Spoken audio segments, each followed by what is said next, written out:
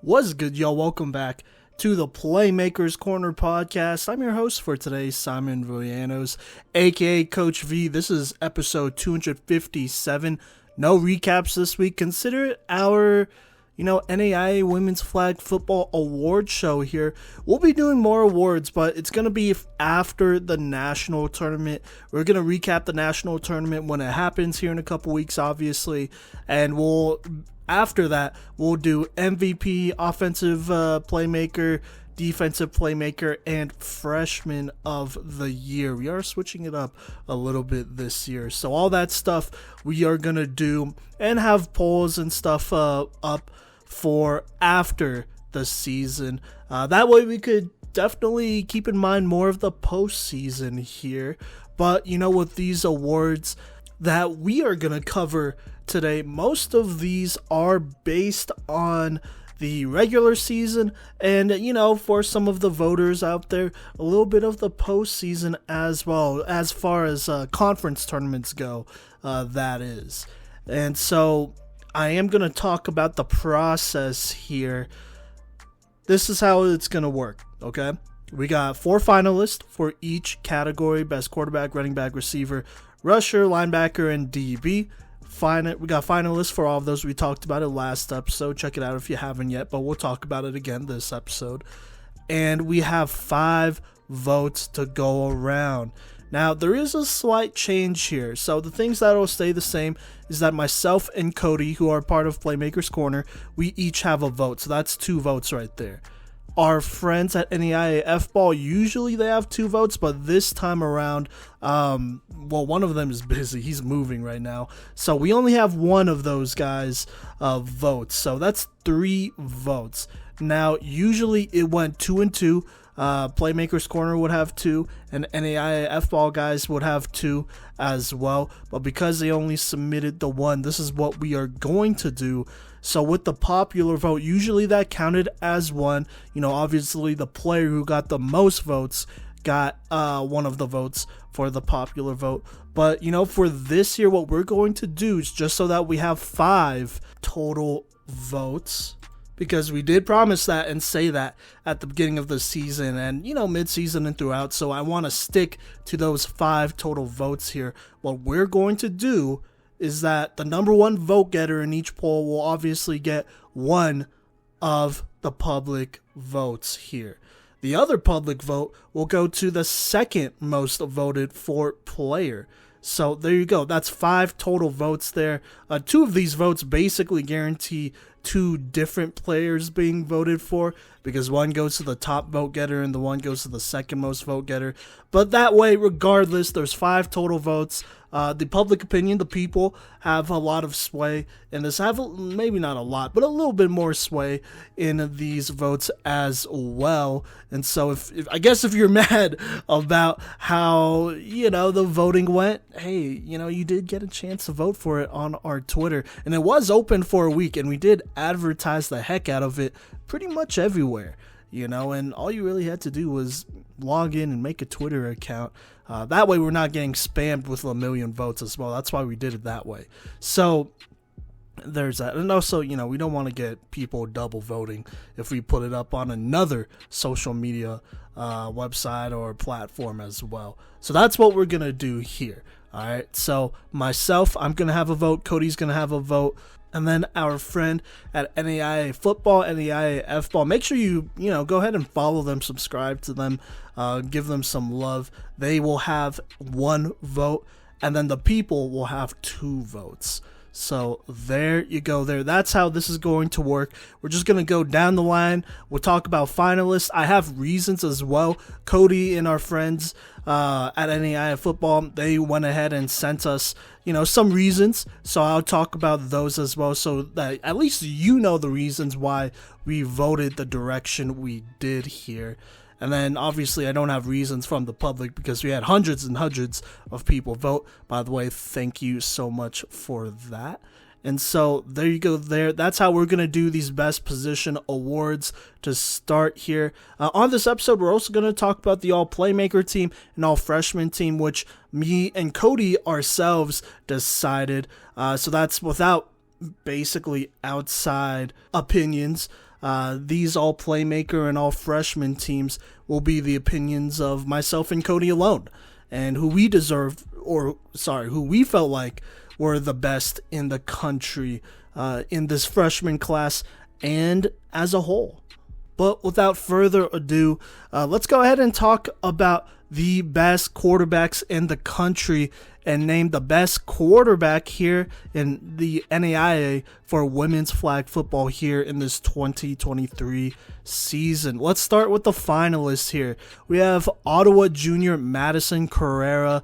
Obviously, she won her conference, the KCAC, in the regular season through 12 games here, threw for 2,674 passing yards, 50 touchdowns, 3 interceptions, also ran for 604 rushing yards and 8 rushing touchdowns, and led the only undefeated team in the country going into this national tournament. So there you go there, Ottawa's Madison Carrera. We also have Kaiser Senior Jasmine Roden here, led her team to the Sun Conference tournament, fell a little bit short here at the last second against St. Thomas in the semis, but had plenty of great games throughout the regular season, not even say in the playoffs as well. And so with that being said, talking about her regular season stats, she threw for 2,230 passing yards, 29 passing touchdowns to only 8 picks, also ran for 59 rushing yards and 3 rushing touchdowns in 11 games, and was also I don't want to say record breaker, but she has been a trailblazer for Kaiser, setting all these milestones this season. I knew that she passed the 100 career passing touchdowns point, I want to say this season as well, and a bunch of other records too that will stand for a minute. So there you go there. That is Kaiser's Jasmine Roden. Then we have another upperclassman here in Kansas Wesleyan senior Brianna Hernandez Silva. Through 12 games, passed for 2,235 passing yards, 40 passing touchdowns, 7 interceptions, also had 719 rushing yards, 12 rushing touchdowns through 12 regular season games. Led her squad to the KCAC final. The championship game unfortunately came up a little bit short, but regardless had another excellent season for Kansas Wesleyan. As you know, they met some really high marks here, and she broke some of her own records and set some of her own milestones here for Kansas Wesleyan. Was excellent for that program. And then last but definitely not least, she is the only underclassman in consideration for best quarterback here in this 2023 season, and that is Thomas freshman Alexa Wilson.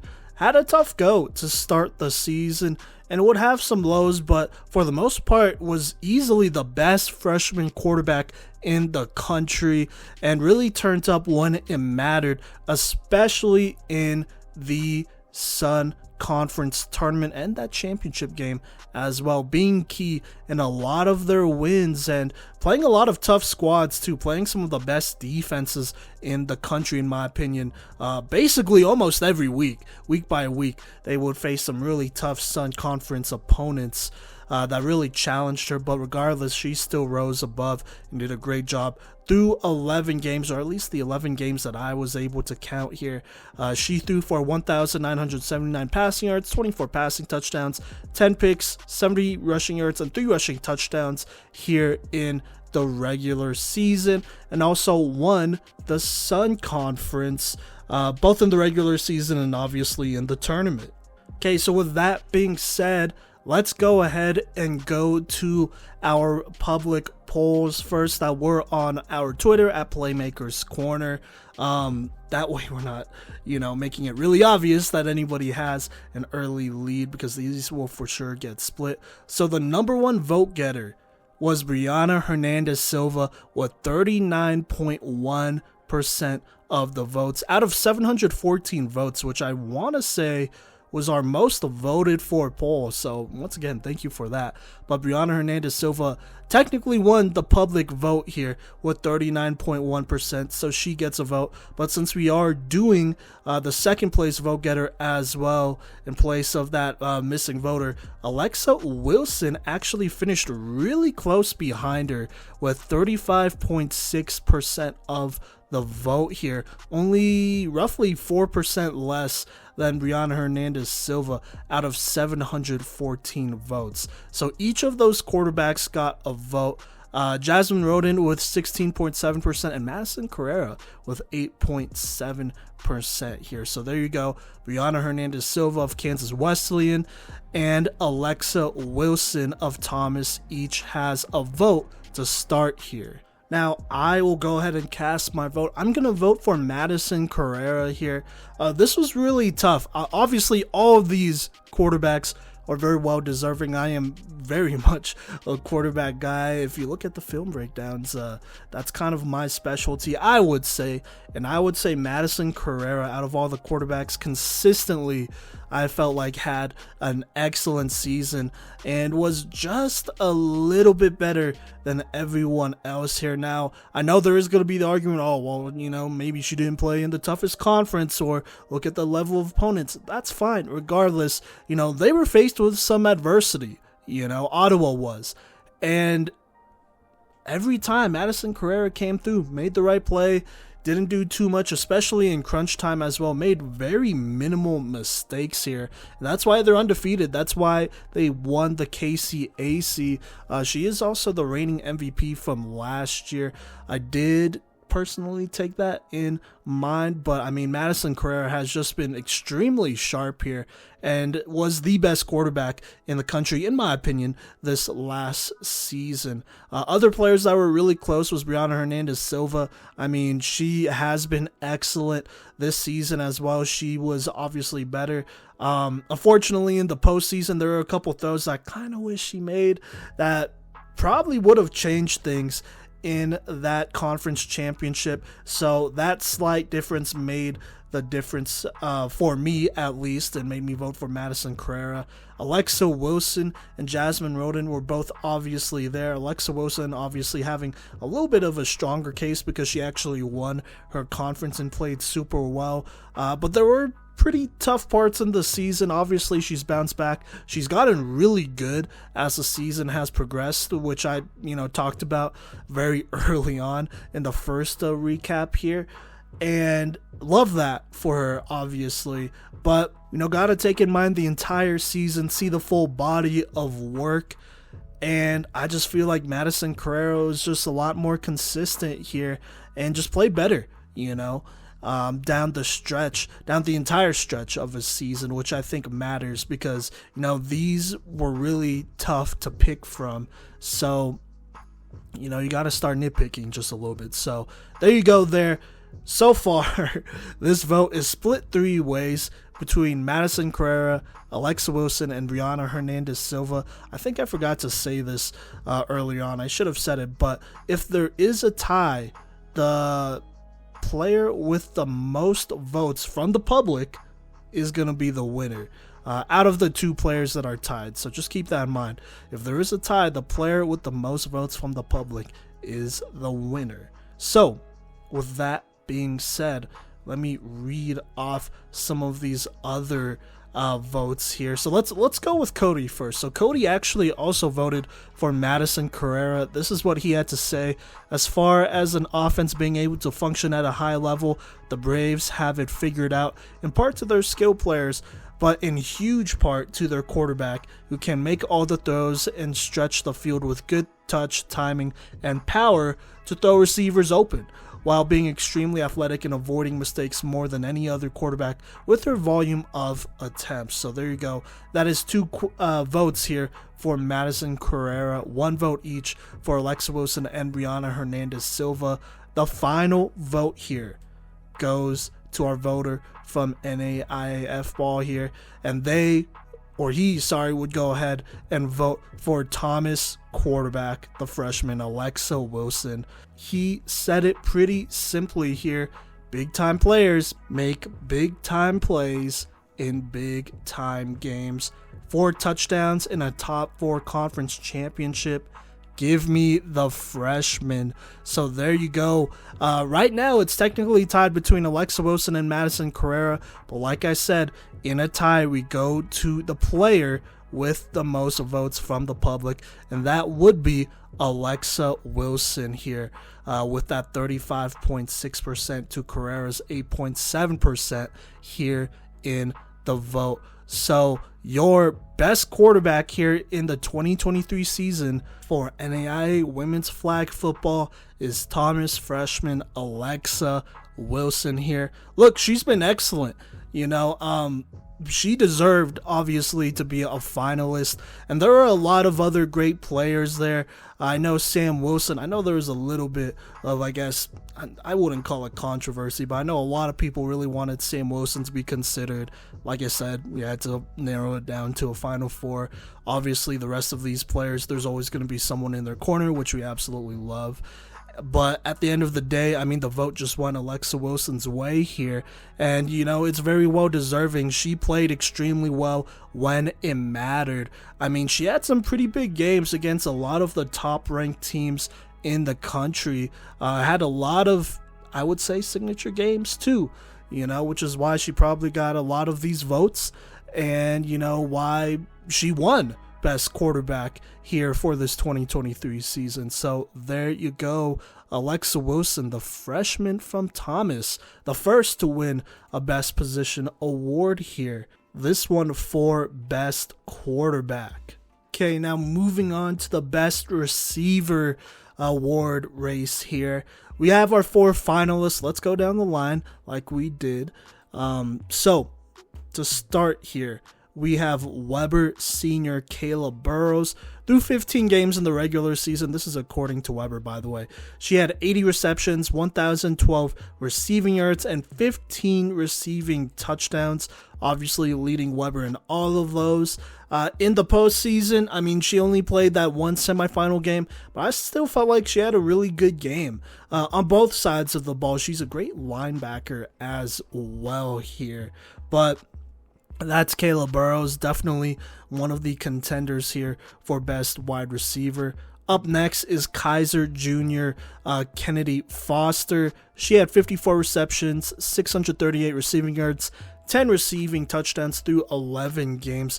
I want to say really early on in the season, she came on really strong here. When Kaiser was in a tough spot, she was their go-to player. There were some drives where she would just nab 4 or 5 receptions in a row from all over the field, basically working in the slot, sometimes working outside here. But really, she was the go-to receiver for Kaiser, and she came through when needed. Now, I am going to say this, as the season went on, I would say some of her stats kind of tapered off just a little bit, but, Kaiser has a very deep receiving core, and, a lot of those other players were just getting open as a result of Kennedy Foster, who's going to draw a lot of natural attention here. So there you go there. And then we have one more Sun Conference receiver, and that is Warner sophomore Cynthia Holmes. At the end of the season, she did lose her quarterback, which was a really tough go, so I would say the last 4 games or so, she not only lost her quarterback, but she also lost the backup quarterback, which I believe was Jenna Marrero as well. So that's a really tough go, obviously. But regardless, she still put up numbers in that span and throughout the regular season as well. I'm going to go ahead and give the stats that I was able to find here on an article, because she did win Sun Conference Player of the Year as well for the second consecutive season. But on offense, she caught 91 passes for 1,011 passing yards and 18 touchdowns, while also playing defense pretty much full-time as well. So there you go. That is Cynthia Holmes of Warner, the sophomore. And then last but not least, we have Kansas Wesleyan sophomore Corinne DeQuee here. She had a great season. On the ground was pretty dangerous too. 44 rushing yards, 5 rushing touchdowns. Also had 41 receptions, 682 receiving yards, and 8 receiving touchdowns here in the regular season. Was a big part of their run to the playoffs and the postseason as well. So there you go, a pretty stacked wide receiver group. Now, let's go ahead and go to the public polls here. 467 total votes here on this one. But the number one vote getter and the public opinions best receiver here in the 2023 season is Kayla Burrows. She had 37% of those 467 votes here, of those total votes. So there you go. She goes ahead and nabs one of the votes here. The second highest vote getter was Kennedy Foster from Kaiser. She had 32.1% of the votes. This one was relatively close. She's only 5% off here. So there you go there. Corin DeQuee with 19.5% and Cynthia Holmes with 11.3% here. But right now the vote is split. One for Kayla Burrows, who was the top vote getter, and one for Kennedy Foster, who was second. And so let's go ahead and go to some of these other votes here. Let's start with Kodey. He is going to go ahead and vote for Kayla Burrows. He said 1,000-yard receiver is historic for college flag, and that alone is great enough case for Kayla to win. Not to mention her overall dominance and reliability for Weber. So there you go there. So that's 2 votes for Kayla Burrows, 1 for Kennedy Foster. Now let's talk about the vote from the NAIA football guys.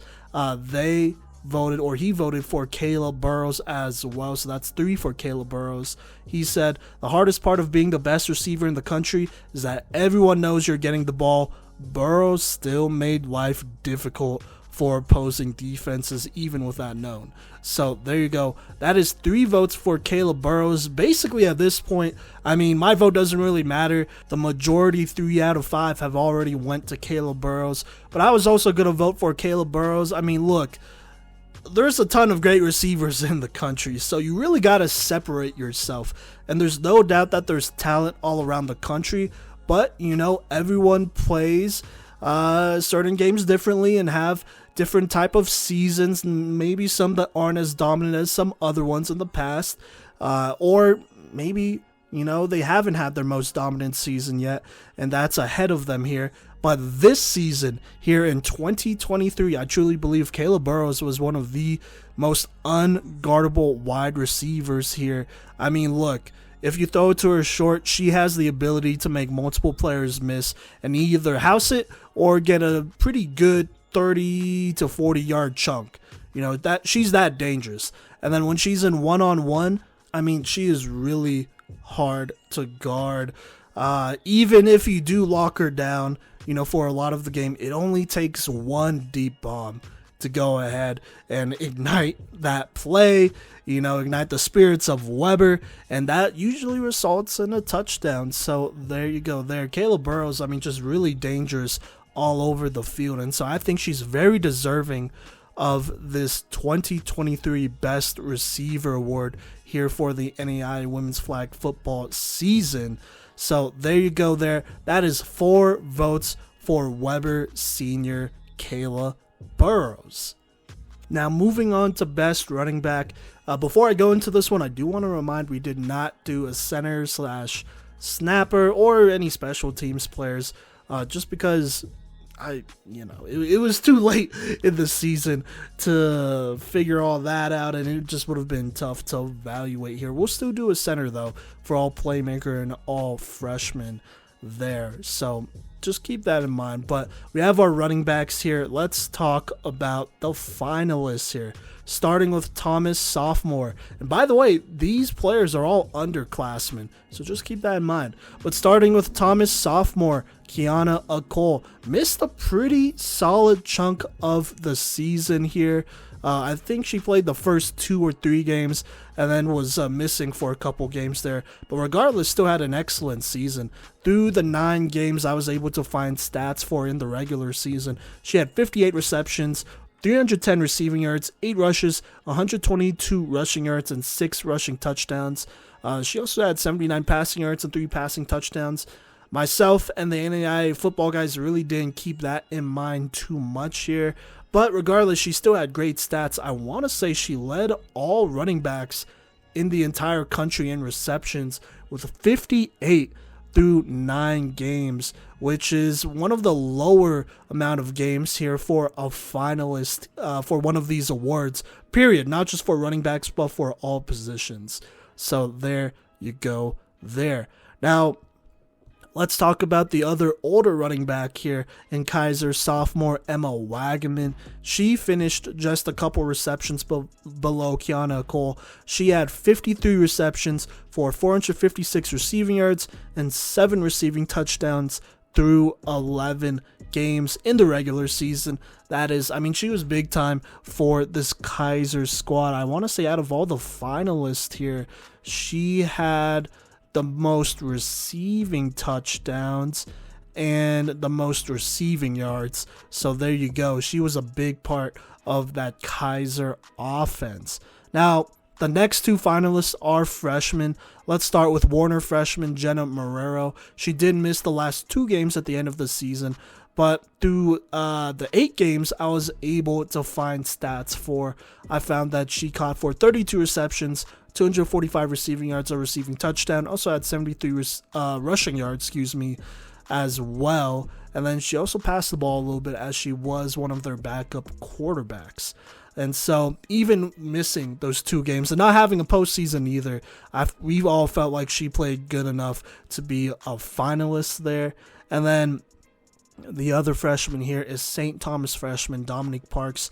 Through the 7 games here that she played at running back, she had 31 receptions, 225 receiving yards, and 2 receiving touchdowns. Got really good as the season went on. It was a big part of this team's run, especially at the end of the season and in the postseason tournament, where they did come up a little bit short beating Thomas here. But regardless, she still did her thing.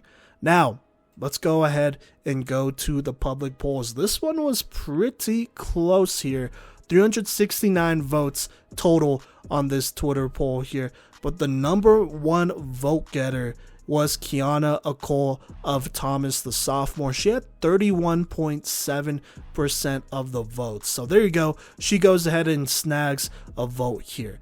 Now, the next closest was only 2% behind her, and that is Emma Wagaman from Kaiser, the sophomore. She got 29.3% of the vote. Since she still got the second most votes, she's going to get a vote here. So there you go. It's split with Kiana Cole having 1 and Emma Wagaman having 1. I do want to say here, though, Dominique Parks was really close. She was only 2% below Emma Wagaman with 27.4% of the votes. And then there's Jenna Marrero with 11.7% of the votes. So between the top 3, there was maybe a 4% spread there. Which is really close. You know, it really could have went either way if a couple votes went for any of these other players. So just keep that in mind. But as it stands, after the public polls, Kiana Cole has 1 vote and Emma Wagaman has 1 vote. Now, I'm going to go to the NAIA football guy here, our 1 voter here. He voted for running back from Thomas, Kiana Cole, the sophomore. This is what he had to say. Copy and paste from basically the Caleb Burrows post here, or explanation. He said, so many times in late game situations, everyone knew that Cole was running the ball and they still couldn't stop her.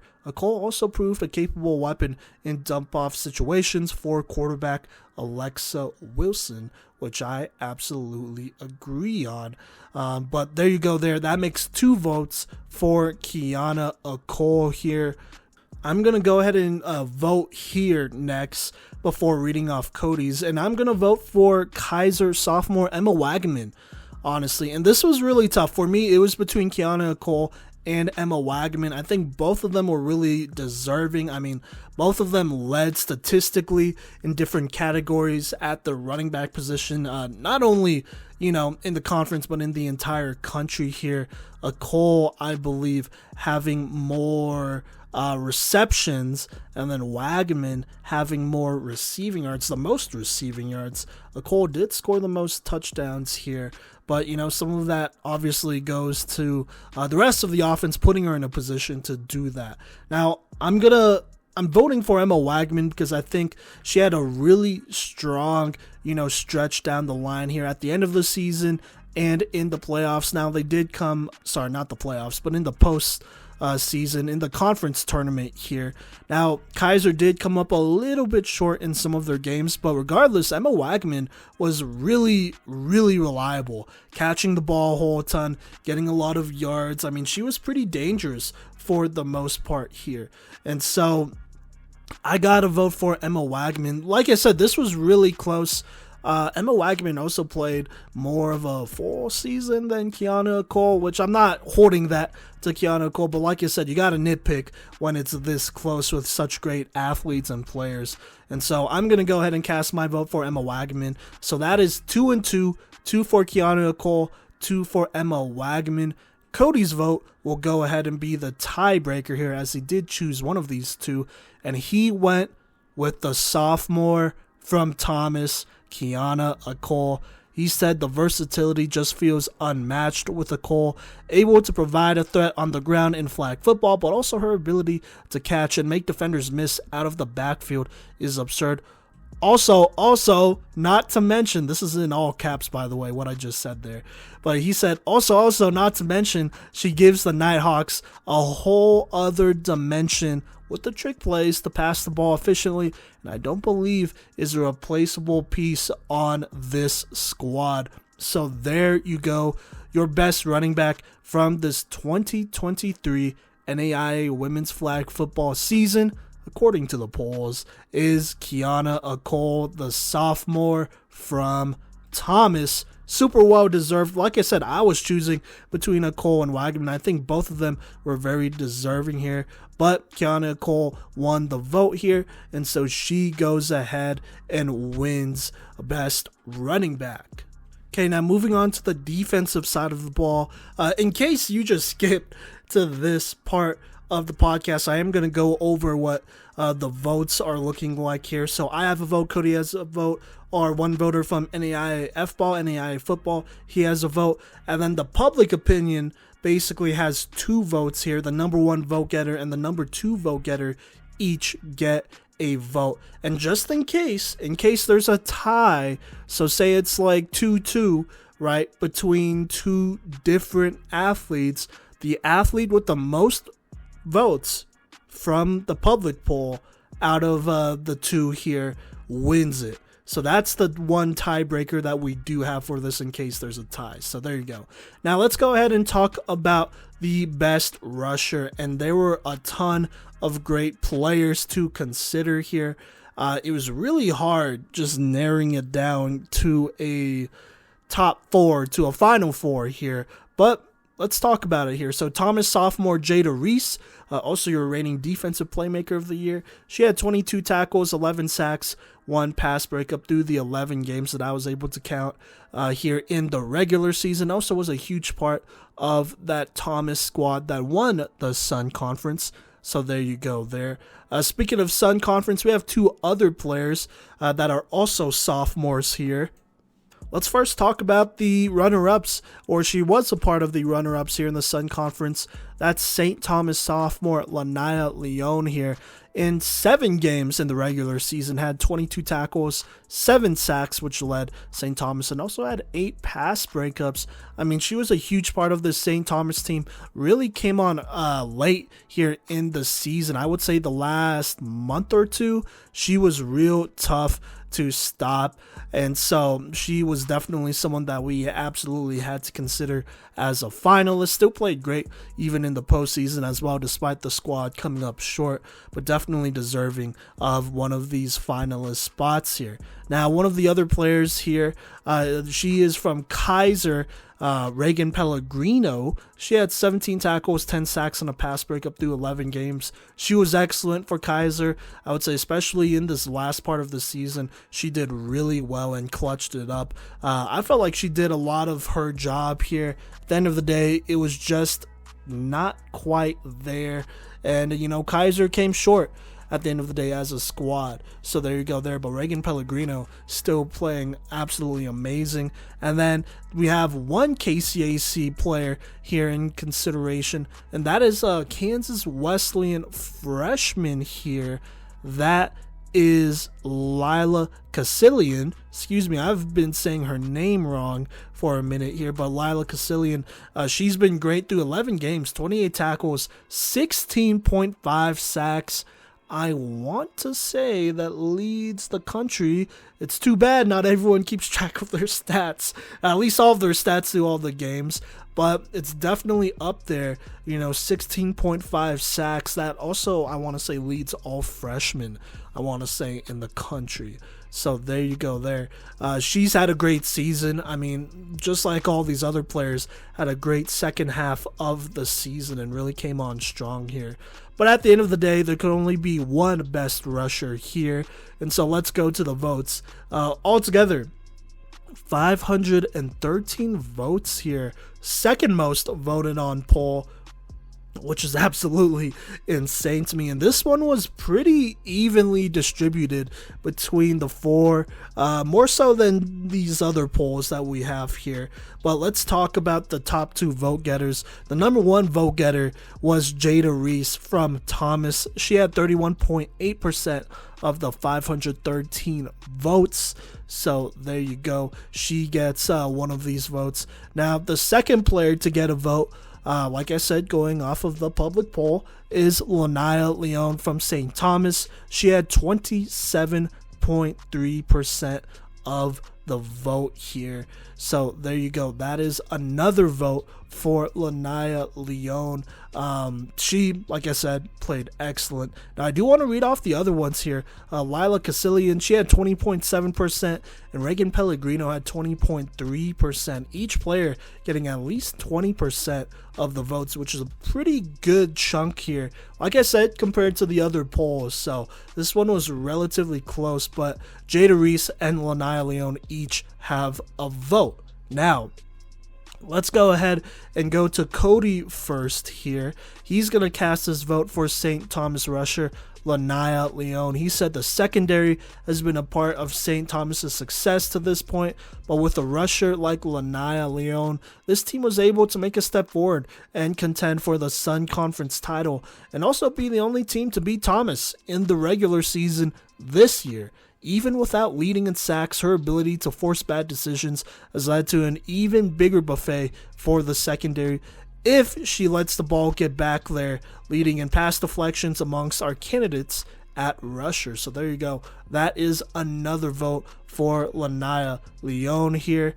Now, let's go to our one voter here at NAIAfball, and he will go ahead and vote for Thomas rusher Jada Reese. So it's tied at 2-2, but this is what he had to say about Jada Reese. Imagine impacting a game so much that you change a team's whole offensive identity. That's what Jada Reese did against Florida Memorial with 5 sacks in a single game, forcing FMU to discard the 2-quarterback system within a quarter of play. Within a quarter of play. So there you go. Tied 2-2 between Jada Reese and NAIA Leon. And I am also going to vote between these two players. And I'm going to vote for Jada Reese here from Thomas. Look, I think this season she did not have as many stats and sacks. I think people are starting to figure it out, that she's a pretty big problem. And if you haven't yet, I don't know what to tell you, but it's pretty obvious. She was one of the best rushers out there through the entire season. NAIA Leon, I think she was great as well. But at the end of the day, Jada Reese did help win that Sun Conference tournament and the Sun Conference period, both in the regular season and the postseason. To me, that makes a little bit of a difference here. She was out there, she was doing her thing, and she's still an issue. I think at the end of the day, she is still one of the toughest rushers in the entire country, and this season had a really good season, even when teams were trying to counter her. And our voter at NAIAfball, he made a really good point about that Florida Memorial game, because she went absolutely ballistic, and it's hard to get 5 sacks when a team is running a 2-quarterback system, and it's not like they're a bunch of scrubs either, not at all. So that's really tough to do. I think that was also another signature game that came to mind, along with a lot of the postseason success, which I feel like is pretty comparable. She still had the edge because she still won the Sun Conference, or helped win the Sun Conference. But I mean, you add that slight edge plus of this really big game here as well. I think that was pretty big time. And so this was a really hard decision to make here. But I think I just had to go with Jada Reese. I think she just turned it up once more, was absolutely phenomenal, and she did her thing. You know, at the end of the day, she really did her thing, so gotta give her a lot of credit. So your best rusher from this 2023 NAIA women's flag football season is Thomas sophomore Jada Reese. Okay, now moving on to best linebacker here. We have a great group of finalists. Let's talk about them. Let's start with the younger players here, starting with Kaiser sophomore Samaya Bryant. Through 11 games in the regular season, 41 tackles, 4 tackles for loss, 1 sack, 2 picks, 3 pass breakups. She was a really big part of this Kaiser defense that was really good throughout this season. This was a defensive squad that was far and above in the top half of defenses, I would say, in the country, and allowed some of the least amount of points throughout this season. And so Samaya Bryant was a big part of that, controlling the middle, doing her thing, deterring players. I think she was a very underrated. I can't even really say underrated because she did make it as a finalist, but she was excellent for Kaiser. So there you go there. Another sophomore I want to talk about is Thomas sophomore Janae Scott. In the regular season, at least through the 11 games I was able to count, she had 68 tackles, 3 sacks, 5 interceptions, 3 pass breakups through 11 games here in the regular season. Like I said, that I was able to count here. She was big time, has had plenty of big games. I feel like she has picked off almost every team, obviously outside of Ottawa because they didn't play them, but pretty much every team that made our top 5 this season. She, in every game, she's had an interception or something like that. I could be wrong, but I mean, she was big time. She had a lot of really big time signature games, especially at the end of the season, the last month of the regular season, and then in the postseason, she continued to do her thing as well, snagging interceptions, getting a lot of tackles. One of the things that she does really well is just playing the pass so very good here, allowing minimal yardage, if not any yards at all. The number of times she was able to put teams in a bind by just stopping plays for short was insane. So, yeah. Now moving on to Ottawa here. Ottawa junior Abby Brown is one of our other finalists. She had 59 tackles, 7 interceptions, which led all the linebackers here, all our finalists here. She also had 6 pass breakups through 12 games here in the regular season. Obviously, her team in the postseason won the KCAC, her conference, once more, so that was absolutely huge. I mean, the production speaks for itself. She was one of the biggest parts of this Ottawa defense and is not really that easy to replace, if ever. So there you go. There are no surprises there. But the last finalist here is our lone senior, and that is Thomas linebacker Britt Delva. Through the 11 games I was able to count, she had 43 tackles and 3 interceptions, and then obviously won the Sun Conference. I mean, she's been big time for this Thomas defense alongside Janae Scott. She does a really good job, stopping plays for short, getting picks as well. She got her share, especially in this latter half of the season too. So there you go. Now let's go to the public polls here. We have 391 total votes here, and this is probably one of the highest amount of votes, I guess the highest percentage of votes gotten on a poll, and 48.1% of those 391 votes went to Kaiser sophomore Samaya Bryant. So there you go. She goes ahead and grabs a vote here. Now, the second closest vote getter, which wasn't super close, was Thomas sophomore Janae Scott. She had 22% of the votes. Britt Delva wasn't too far behind with 18.2%, then Abby Brown with 11.8%. But right there, the vote is split between Samaya Bryant with 1 and Janae Scott with 1. Now, I'm going to go ahead and go to Kodey's vote here, and he would go ahead and vote for Abby Brown. So it is now a 3-way tie here with votes going to Samaya Bryant, Janae Scott, and Abby Brown of Ottawa. And so this is what Kodey had to say about Abby Brown. He said what Carrera is to the offense, I would argue Brown is to the defense of Ottawa, capable of anything and successful in so many facets. Brown very rarely, if ever, misses flagpoles, and even on a stacked defense shines through in the passing game with plenty of interceptions and pass breakups to show how well-rounded and talented she is. She takes my vote for linebacker here. So there you go. It's going 3 ways so far here. Kodey voting for Abby Brown. Now, our friends at NAIAfball, the voter that he voted for linebacker Janae Scott, the sophomore from Thomas. This is what he had to say. There is one person in this league that reacts as fast as Janae Scott, which is Britt Delva beside her. But once Scott is where she intends to be, there's a very few who can pull flags with such consistency as Scott. So there you go. That's now 2 votes for Janae Scott here. 1 for Abby Brown and 1 for Samaya Bryant. And so that does come down to my vote here. And I'm going to go ahead and vote for Thomas sophomore Janae Scott. I think she was excellent this season. I said this when talking about all the finalists, but she's an excellent flag puller as well as a great player in coverage too. I mean, she was a big part of why many teams were facing 3rd and longs, 4th and longs, because of how well she played.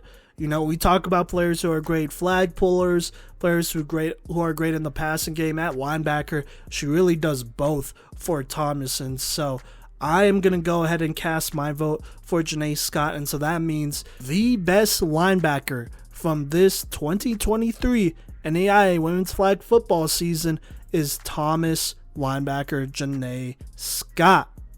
Now moving on to our last position group award, we got best defensive back in the country here.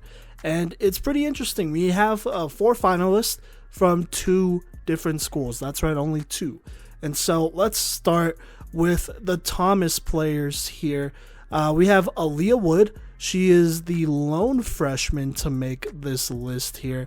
She had 25 tackles, 6 picks, 2 pass breakups through the 12 games I was able to count and find stats for. Now in total, counting regular season and postseason, I believe she had around 17 games. And then these are stats that someone else got for me, which I really appreciate here, but I do want to mention these. She had 9 sacks through, I assume this is through the whole season, so regular and postseason, but 9 sacks, 10 interceptions, 12 pass deflections, and obviously a whole ton of flag pulls there. So there you go. Just wanted to make sure I had the full stats from not only the regular season, but the postseason. She played great throughout the entire season, played both ways too, and was really deserving of a spot here at the end of the day, at least in my opinion. So there you go. Now the other Thomas player is senior Giselle Jones. In those 10 games in the regular season, at least that I was able to find stats for, she had 18 tackles, 6 interceptions, and 3 pass breakups, doing her thing there. Now the other 2 players are from St. Thomas. One of them is St. Thomas sophomore Miranda Fairdes, 61 tackles, a sack, 2 interceptions, 6 pass breakups through 10 games in the regular season. And then obviously they made it to the Sun Conference Championship and came up a little bit short, but still did their thing there. And the other player is St. Thomas sophomore Tashumba Washington, 12 tackles, 7 interceptions, which led St. Thomas. Also 10 pass breakups in 9 games in the regular season. Played a lot of safety, I felt like, this season, as well as matching up in man at corner when asked. I mean, There were times this season where she was matched up with the other team's best wide receiver. It happened a lot, actually, and she did a really good job when she was asked to go in man. But at safety also did her thing as well, so you got to keep both of those in mind. But I saw her play pretty well, relatively well against Cynthia Holmes, Kennedy Foster, Caleb Burrows, the Thomas receiving core, which is really good as well. You know, Tashumba Washington is a player that is really versatile at DB and had an excellent season. Now, let's go to the votes here. So, 305 votes, but the top vote getter got a pretty good amount of the votes here. Out of 305 votes, 47.9% of those votes went to Thomas Sr. Giselle Jones.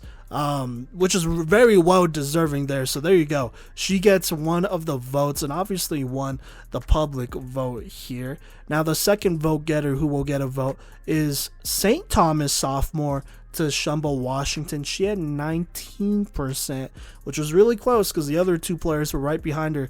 Aaliyah Wood with 17.4% and Miranda Faridez with 15.7% there. So there you go. But as of right now, it's split between these two players, Giselle Jones with 47.9%, Tashumba Washington with 19%. And so I'm going to actually go first with my vote here, and I'm voting for Tashumba Washington. I mean, look, as a defensive back, and, you know, there's a reason we didn't just do safeties or corner. It's because a lot of these players play, you know, kind of both, depending on the defense sometimes. And they shade over, not just between these two teams, but around the country. And so we just went best DB, period. And I feel like Tashumba Washington really embodies that best DB role here, as she played a lot of safety, manned up a ton, locked up or, you know, defended, challenged some of the best opposing receivers in the country. And, you know, that's why St. Thomas had such a good run and why going into the postseason, they are going to be dangerous. No doubt. This is a player that you really can't test deep, especially if she's at safety. There's many quarterbacks who have tried to get her deep, maybe try to fit in a deep ball next to the sideline or whatever, or over the middle. Tashumba Washington closes that gap really quickly, and there's a reason she got so many interceptions. And then, you know, you throw in her play on the goal line in the red zone when she's manned up sometimes. I mean, she holds up really well. You know, she holds up really well. It's very rare that she is ever beat, you know, and she really holds down that back end of this defense. So there you go there. I'm voting for Tashumba Washington. So right now, that's 2 votes for Tashumba Washington, 1 for Giselle Jones. The next vote I'll read off is from our voter from NAIAfball here, and he is going to vote for Thomas Sr. and DB Giselle Jones. He said it's tempting to give this to the speedster Washington, Tashumba Washington, but Jones's picks were game changers from the 4th play of the season against St. Thomas and on. By the way, they played St. Thomas, I want to say, that was their first game. It was St. Thomas's second game, if I was not mistaken there. But anyways, back to his quote here. He said, but Jones also developed well as a lockdown corner whose ability to play in phase allowed Thomas' front 3 to shine. I think that might mean in man. Allowed Thomas's front 3 to shine. So there you go. Regardless, though, it is tied between Giselle Jones and Tashumba Washington, each having a media vote and a public poll, public opinion vote so far. And so it's going to come down to Kodey here. Kodey Stauffer from Playmakers Corner. He voted between the 2 of these players. And so Kodey will vote for St. Thomas sophomore Tashumba Washington.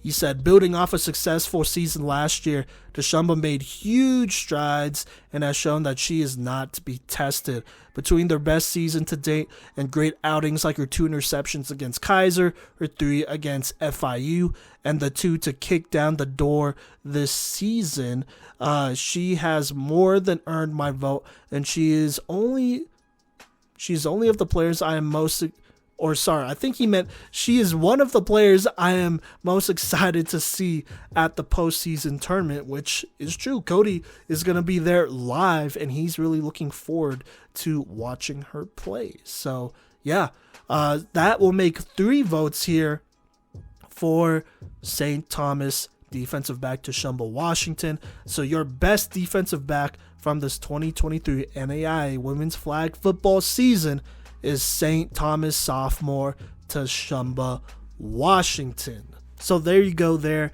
Once again, thank you so much to everyone who voted on these polls.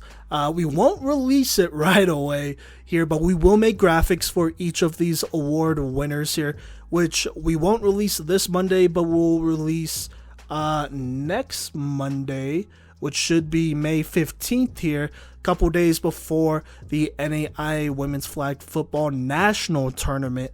So we'll release it then, which will be absolutely huge for that. But speaking of that, we do want to still recognize some great players from this season. So in case you haven't been able to watch every game, or, more games from other teams and squads that aren't your own, we're going to go ahead and highlight some absolutely great athletes here who deserve to be recognized and are playmakers that you got to keep an eye out when you do go, hopefully, to this, national tournament in Atlanta, or if you watch it through live stream as well, which I believe they should be providing that. And so we have 2 teams. We have an All Playmaker Team, which is just the best players in the country here. I'm going to go ahead and list the roster spots we have. We have 2 quarterbacks, we take 2 quarterbacks, 1 running back, 4 receivers, and then 1 center. And then on defense, we take 1 rusher, 3 linebackers, and 4 defensive backs here. And it's made up of the best players in the entire country. If a player makes this, we consider them one of the best, or at least this last season, they had one of the best seasons here and definitely deserve to be recognized. And then our freshman team is basically the same thing, same layout, but it's all freshman players who really stood out. So we're just a little bit more specific there. So there you go. And, you may notice it's all playmaker teams, so it's just me and Kodey making the decisions here, not the NAIA football guys, not the public or anything like that. It's our personal opinions, so if you don't like it, it's our opinions. You could start your own podcast. That's fine. We'll support it, anything to grow the sport, but just want to throw that out there because it is our personal opinions on who are some of the best in the entire country. Okay, now let's go ahead and announce this All Playmaker Team here. I am going to put this out there as well, but, we decided to automatically lock in players who won best quarterback, receiver, DB, linebacker, rusher, all that stuff. I think that's the fair thing to do here. I think it makes the most sense, and I don't think there's going to be a lot of pushback, but I just want to put that out there. And so for the 2 quarterbacks to make our All Playmaker Team on offense is freshman from Thomas, Alexa Wilson. And then we decided, and this was pretty tough, but we decided that Madison Carrera, the junior from Ottawa, is going to take that 2nd spot. I mean, I guess it wasn't that tough. We both voted for her, me and Kodey did. So there's that. So there you go. Your 2 quarterbacks is Alexa Wilson and Madison Carrera. Now, at running back, we went back and forth, but we decided that Kiana Akol from Thomas was going to make it over Emma Wagman. Obviously, I voted for Emma Wagman, but Kiana Akol did win it. So that basically actually locks her in. So we did go back and forth still regardless, but there you go. She's the 1 running back there. Then we have 4 wide receivers. I think 3 of these definitely make the most sense because they were finalists and were finalists for our best receivers. But we have Weber's Kayla Burrows, Kaiser's Kennedy Foster, and then Warner's Cynthia Holmes. And then for this last receiver spot, we really talked about it here. Because the winner was already selected, we pretty much could have went any direction, and we went back and forth between 3 of these players, but we decided to go with St. Thomas receiver Jada Graham here. Corin DeQuee and Jaslyn Camacho were two receivers that we really talked it over, like kind of a lot, honestly, and looked at the stats and looked at different games and whatnot. But honestly, we felt like that Jada Graham made a really big impact, was a player that really turned up for us. But, like I said, we were collabing, and so we went with a different player for that Final Four. But for this All Playmaker team, Jada Graham is going to make it. So there you go. That's your explanation. I'm pretty sure that someone out there was looking for that exact thing, an explanation. So there you go. Now at center, this one was kind of tough, because the thing is, one of the reasons why we didn't do a best center is because there are so many players that are listed at receiver, and they'll play maybe 60 to 70% at slot receiver or something like that, and then they'll go under center. And so it was kind of like, okay, well, how many snaps under center or at center do they have to have for them to be considered a center? So this was pretty tough. So really, it came down to like two players who we knew for sure held down that center position, and at least 70 to probably 80%, lined up at center. And so we have Adrian Rodriguez from Kaiser, and then we have Thomas's Margarita Pena, who made this team last year. And so we actually decided to go with Kaiser's Adriana Rodriguez here. She had a great season. Honestly, got a whole ton of receptions, was key to that offense. This was an offense that really had two great check down options in Emma Wagman and Adriana Rodriguez. And honestly, Adriana Rodriguez just did an excellent job for them out there. Caught a lot of passes, was key, getting a lot of key first downs, making it easier, third down, fourth down type of situations. And so Adriana Rodriguez, we felt like this year was the best center here. Margarita Pena, Thomas, I felt like, kind of passed the ball a lot more this year to their four receivers, plus Kiana Cole as well.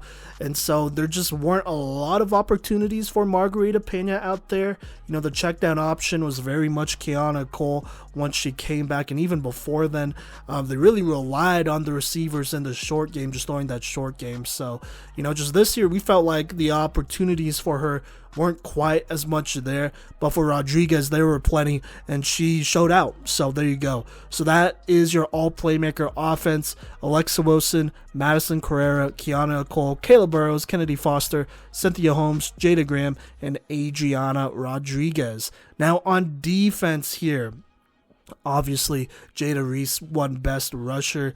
This was another one we went back and forth on. I think Lanaya Leone really made a good impression on Kodey here. Well, I didn't think. She really did. She definitely did. And so she was a player that we felt like really closed that gap. And so honestly, when it comes down to best rushers, we feel like that Jada Reese and Lanaya Leone are definitely up there in a tier of their own. And I think there are a lot of other players that you could put up there too. I think those two in the Sun Conference really showed out. But Jada Reese gets the spot at rusher for this all playmaker team. Now at linebacker here, we have two players who were finalists for our best linebacker that made it, plus the one that won it. Janae Scott from Thomas is obviously here. Abby Brown from Ottawa was another one that we felt like obviously should have made it. And then for this last linebacker spot, there were a couple players we considered, but ultimately we went with Breasia Robinson. She did win Sun Conference Defensive Player of the Year, and she's been great. She's been great in coverage and all that stuff, while also being one of the most productive flag pullers. Now, when it comes to her stats, because I saw someone on Twitter, I'm not going to reply to every tweet, or we're not going to reply to every tweet, because we're at the point where someone's going to hate regardless, and we're not going to ruin our days worrying about that. But I did see someone say, how are you going to leave someone off who led the country in tackles? Well, here's the thing. Not every team keeps track of every single stat from every single game. I'm pretty sure Weber had all 15 games recorded here, which kudos to them. But I'm pretty sure they are one of the only teams in the country who were able to get that done. Kaiser, I want to say, was the other one, and then maybe St. Thomas. So out of 3, there you go. But even then, they had 15 games worth of stats. The other teams, that recorded stats had more like 10 or 11 games worth of stats. So just keep that in mind. 95 through 15 games, it's definitely more of a problem with teams not keeping stats, which hurts us, the media, because we're not able to cover it as well, because stats doesn't say everything, but it does say a little bit. And so Breasia Robinson, we felt like, regardless, we watched her play too, she deserved to be on this list. So there you go. Your linebackers is Abby Brown from Ottawa, Janae Scott from Thomas, and then Breasia Robinson from Weber. Now, at defensive back here, it's pretty similar to our finalist. Deshumba Washington from St. Thomas made it, obviously. Giselle Jones from Thomas made it. We felt like she was one of the best corners in the entire country. And then we put Aaliyah Wood from Thomas on here as well. Look at her stats. You look at what she's done. She's pretty tough. She's pretty dangerous out there. And so we absolutely decided to put her down here. I think she is... her and Alexa Wilson are the only freshmen to make the All Playmaker Team, which probably means, there's a little bit of a spoiler alert, but they'll make the All Freshman Team as well. And so they both played great. I don't think I have to make too much of an argument there. Now, for this last DB spot, we went back and forth between a couple players here. We decided to go ahead and give it to Kansas Wesleyan sophomore Angel Roman. Now, DB is kind of a tough position to evaluate when looking at stats alone. And so you kind of got to consider other things like, there's probably a reason why teams don't throw her the ball. But, obviously you got to have stats because there's always going to be one team that's going to try you regardless. And you got to make them pay for that. And that's what Angel Roman did. She had 5 picks on the year. I believe those are just regular season. And she co-led with those 5 interceptions, having a great year still. Even though teams knew what she was and what kind of player she was, she still came up with some pretty big plays. And, just look at the film. She is a great DB. No doubt about it. Now, other players that we seriously considered were Erica Johnson and Miranda Farideh, kind of for 2 different reasons. Erica Johnson, we want to put her up there, but we need stats. And we need stats that are comparable to some of these other players because it kind of just paints a better picture because, we watch pretty much 90% of the games played, but it's really hard to keep track of all of those stats, plus the notes that we have to take as well about the game itself. So that's just kind of a tough go, but we definitely want to shout out Erica Johnson. Miranda Farideh was kind of kept out here. Someone said she was lined up at linebacker, or she's listed as a linebacker. We know she's listed at linebacker, but to us, it looked like she was lined up a lot at slot corner, which could be a linebacker position still. I know a lot of linebackers lining up with the slot is relatively common, but we felt like that, she lined up enough at DB to be considered for best DB. But we did come back to that. We talked about it a lot. We look back at the film. We still kind of feel like, she's listed as a DB, but might be maybe mistaken as more of a linebacker. So I think we just kind of took her out of the race there and put Angel Roman in. But still, Angel Roman played great and deserves the spot too. It wasn't just because we couldn't put her here, so we put her here type of deal. No, she earned her spot. So there you go there. Now, the All Playmaker defense looks like Jada Reese, Janae Scott, Abby Brown, Breasia Robinson, Deshumba Washington, Giselle Jones, Angel Roman, and Aaliyah Wood. So there you go. That is your All Playmaker team. Okay, now moving on here to our All Freshman team here. So same number of slots here. On offense, we will take 2 quarterbacks, 1 running back, 4 receivers, and a center. And then on defense, we have a rusher, 3 linebackers, and 4 defensive backs. Really, the only requirements is that, you were a freshman and stood out to us and had an outstanding season. And this was kind of tough. I'm not going to lie. There are some positions where that teams are going to go with the more experienced linebacker or whatever at that position. So it was a little lean in some areas. But you know what? Let's go ahead and start on offense here. So obviously, Alexa Wilson is going to make the all-freshman team here. If she made all-playmaker, she's making all-freshman. I think that's really obvious. She's probably the most established freshman quarterback here. Now, this last quarterback spot was a little tough. A lot of the other quarterbacks that started that were freshmen were for first-year programs, and so a lot of these programs would roll with one quarterback before switching it up and just seeing if the other quarterback could step it up and going with the hot hand here. That happened quite a bit for like 3 or 4 different programs, even for this player who did make this team, but we felt like had a pretty solid season and kind of, put herself aside, separated herself from other squads, and that is Amaya Karula from Kodey, the freshman quarterback over there. She's been moved around, and I wouldn't say necessarily benched, but there are times where they do opt to have her either at running back or wide receiver because she does provide a little bit more versatility there and also gives them another receiving option. And so there's that, but she did have a really solid start to the season and, still got to play quarterback every now and then. And I would probably assume moving forward, unless it's a recruited quarterback, that she is the quarterback of the future for Kodey here, at least for now. And so we're going to have her make this all freshman team here. I mean, she obviously played well enough and was probably the most consistent out of the other quarterbacks available. I do want to throw out Maya Quinn from Ottawa.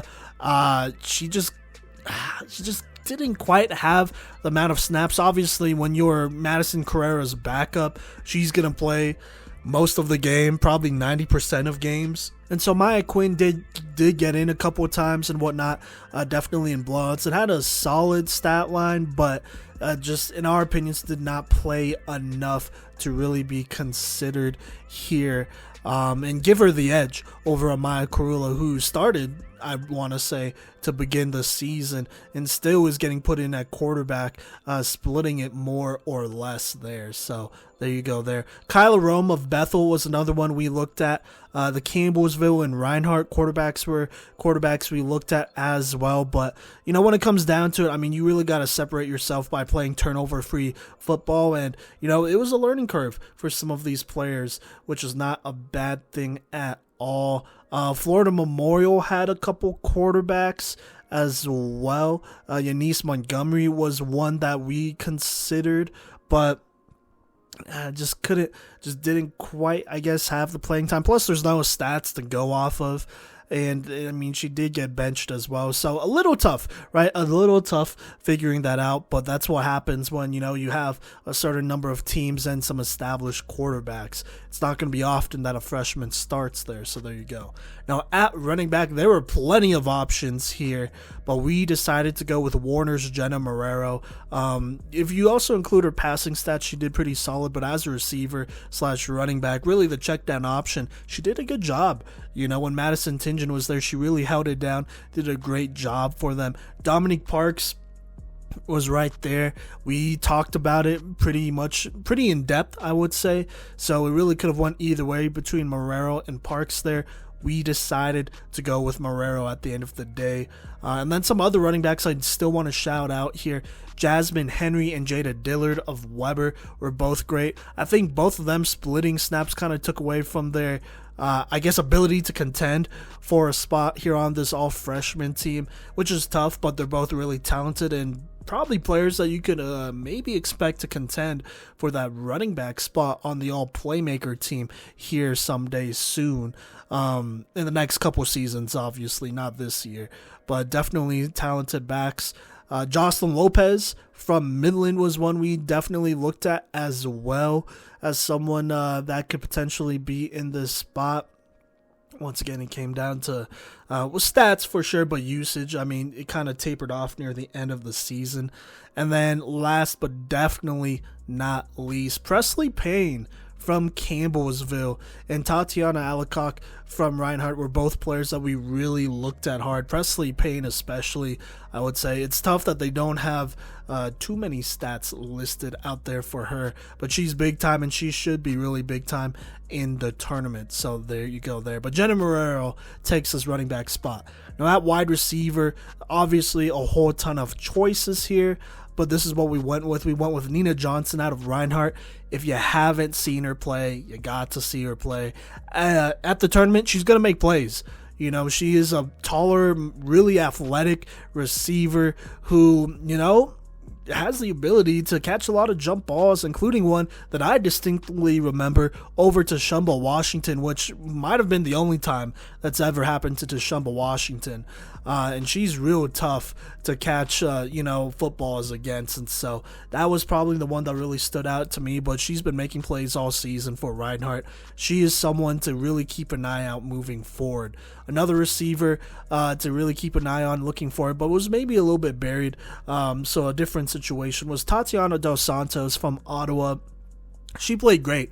I felt like she played really well. Had around 400-ish yards, 6 to 8 touchdowns. I don't have the stats with me right here, which I should, but she was great. She is definitely buried behind, Jaslyn Camacho, Bailey Hodgins, Alyssa Linkus, Mano Scalisi, even Addie Osborne as well at times when she gets rotated in, Randria Gamble as well, so it's tough to play in a stacked wide receiver room, but she definitely stood out. And I think she's going to have a big postseason tournament as well, with all the attention going to those receivers who are proven who do have rings as well, national championship rings. So, boom, there you go there. Now, the last two receivers, we talked about a ton, but they come from the same school, and that is Kaiser. The first one is Sofia Caprio. She has been starting since week 1 and has been big time and has put up really solid numbers as pretty much the wideout 2 to Kennedy Foster out there, and she's really talented at speedster, a burner, a deep threat, and definitely another receiver to add to that Kaiser arsenal over there. And then speaking of Kaiser, we decided to go with another receiver from there, and that's Brenna Ramirez. Now, she did miss a pretty good chunk of the beginning of the season, pretty much the first half of the season, but she more than made up for it and actually got really close to Caprio's numbers here with around 400-ish yards and about the same amount of touchdowns. So that's pretty big time. It was really tough choosing there, but at the end of the day, the stats were there, and we've obviously seen her play enough to feel confident about that. Other receivers we definitely looked into was Angel Mares from Kansas Wesleyan, Amiri Logan from Warner, Anna Vincentini Anapak from Warner as well, Joliet Johnson from Kodey, Alexis Thomas from Campbellsville, and that's just to name a couple there. But we decided to go with Brenna Ramirez. I mean, she has been big time for Kaiser. Had a great, honestly, second half of the season. And so we really feel like she deserves to be in that spot. So there you go there. And then at center, it was really tough finding a freshman center or, a player that plays mostly center and whatnot and not like slot receiver or running back. So that was really difficult to do here. And even then, this player still kind of split some snaps here. But we're going to go with Emma Bruce from Kodey. First things first, I think she played the most snaps at center out of any other freshman center in the country there. And even then, she split some snaps, but still reliable. I mean, you need a good center. You need a solid blocker, to do her thing there. And so she's going to take this last spot here for this all freshman playmaker team on offense. And so just to review again on offense, Alexa Wilson from Thomas, Amaya Karula from Kodey, Jenna Marrero from Warner, Nina Johnson from Reinhardt, Tatiana Dos Santos from Ottawa, Sofia Caprio from Kaiser, and Brenna Ramirez from Kaiser, along with Emma Bruce from Kodey at center to round out the offense. Now looking at the all-freshman team on defense here, Rusher was really stacked. A lot of players here, but we had to go with Lila Casillian here from Kansas Wesleyan. I mean, 16.5 sacks. I'm pretty sure that leads the country. I mean, nobody else has shown me a stat line or stats that show that they have more sacks than her. And so for her to do that as a freshman has been big. Her rushing partner, Diane Rabano, is up there as well. I know she's over 10 sacks, has around maybe 14 or so as well. She was definitely in consideration. Deja Fanning from Florida Memorial was definitely in consideration here. Kerryon Cloyd from Kodey was there. Lauren Clark from Ottawa. Carson Paget from Reinhardt. Jasmine Henry from Weber. So this was a very stacked rushing group, this freshman group here. A lot of players to consider, but I mean, we had to go with the stats, which, numbers don't always lie, and we've seen her play well, and she's been big time. And so we had to go with Lila Casillion here from Kansas Wesleyan for rusher, despite this being an extremely stacked group. And a lot of these players will probably compete for that rusher spot on our All Playmaker team moving forward, which will be really interesting. Now, linebacker was a little tough to come by. Lexi Mosley from Warner, I think, was probably the most established linebacker, probably the best freshman linebacker that got to play and whatnot for a Warner squad that, is pretty stacked in general and has a lot of players. And so for her to really carve out her role for them was big time. Absolutely big time. And so Lexi Mosley definitely deserves this spot here on the all-freshman team. Two other players that I really had to look for here that hasn't played most recently, I guess, but stood out to me at the time is J.C. Harper from Campbellsville, their tall linebacker, and just a really good athlete for them. She's been big time. I rewatched that Campbellsville versus Reinhardt game, and I really like her game. She'll be a big part of that team moving forward. And then Adriana Brustmeyer of Reinhardt, I think she was the other player that I definitely ID'd as a linebacker. I know Carson Paget is listed as a linebacker, but I kind of consider her more of a rusher and Brustmeyer more of a linebacker. And so Adriana Brustmeyer takes that last spot at linebacker here from Reinhardt. Now at DB, this one was pretty obvious for a couple of positions here. Aaliyah Wood from Thomas absolutely has to be on here. She's been big time for sure. Shania Marape, she did not make our final four for our best DB list, but she is definitely in that consideration. She had a great year. So from Kansas Wesleyan, she makes this list. And then Caitlin Sigmundy from Weber, another player who did not make the final four, was just out, but was really good at safety for Weber. So she obviously makes this list here. And so that does leave one last spot here. And there were a couple players we considered, but we're going to go with Amiri Logan from Warner. I want to say she started from the beginning of the season. I'm pretty sure she did. And she played really well. Really held it down at that spot over there at Warner. And so we feel like she deserves to make this list. It just narrowly missed out making the wide receiver list, but we felt like she was definitely good enough to make this DB list. Really could have been good enough to make the wideout list too, but was just barely edged out there. Now, other players we considered was Shamies Lee from Kodey. Jacani Washington from Ottawa was really interesting. We knew she lined up at a lot of different spots, so there's I guess that as well, but she definitely played a lot of corner, so there you go. But we decided to go with Logan. And then Emma Balaco from Weber, I felt like she had a really solid season, really held it down for Weber over there, especially with Malia Domingo going down. She really stepped up and did a pretty solid job in my opinion, but just did not quite make the list. And then I know Amiri Logan also has some teammates. I know Vincent Cini played DB as well, but I feel like Logan had the better season of the two.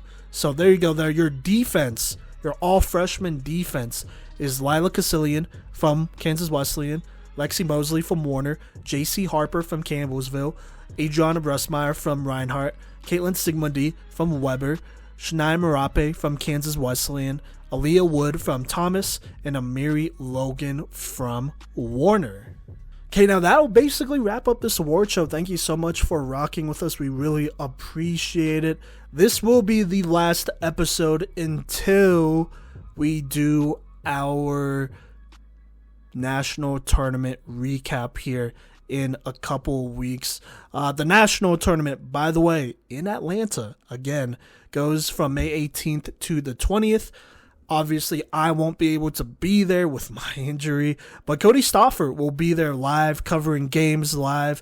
He's hoping to meet a couple people, so go ahead and say hi to him, get connected there. We also want to hopefully meet some other media members there as well, which we're really excited for. And if you're a player, just go up and say hi. We really appreciate it. I'm sure he'd love to, talk and get some opinions out there. So there you go. That's a live a DM box right there.